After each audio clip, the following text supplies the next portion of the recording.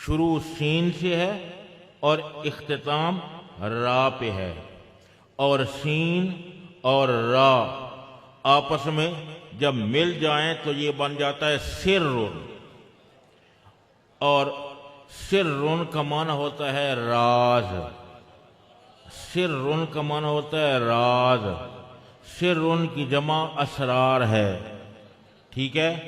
تو یہ اشارہ ہے کہ معراج شریف ایک راز ہے احبا کے مابین، فی ما بین الاحبا، فی ما بین الرب وعبدہ، فی ما بین المعبود والعبد، فی ما بین الخالق والمخلوق، فی ما بین المحب والمحبوب۔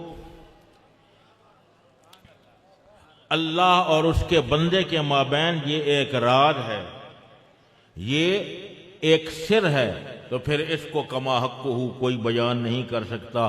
جیسا کہ آپ حضرت حسن بصری رضی اللہ تعالی عنہ کا قول بیان کرتے رہتے ہوں گے کہ فرمایا جائے کہ جبریل نہ گنجد، حسن بصری چیست کے اذاں جا دم زند۔ جہاں جبریل امین بھی نہیں سما سکتے وہاں حسن بصری کی کیا حیثیت ہے کہ کچھ بیان کر سکے۔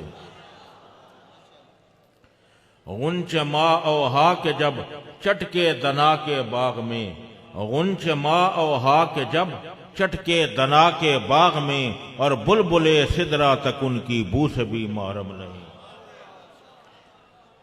ہے جی، بلبلے سدرا تک ان کی بو سے بھی محرم نہیں۔ ایک پھول کے اندر خوشبو ہے، خوشبو دور بیٹھے ہوں کو بھی آ جاتی ہے، سمجھ آئی کہ نہیں آئی؟ تو مطلب ہے قرب تو کہاں، جبریل امین تو ان کی خوشبو جو دور والوں کو بھی محسوس ہو جاتی ہے، جبریل امین ان کی خوشبو کو بھی نہیں پہنچ سکے، اور کوئی کیا اس مقام سے دم مار سکتا ہے۔ سرٌ، یہ کیا ہے؟ سرٌ،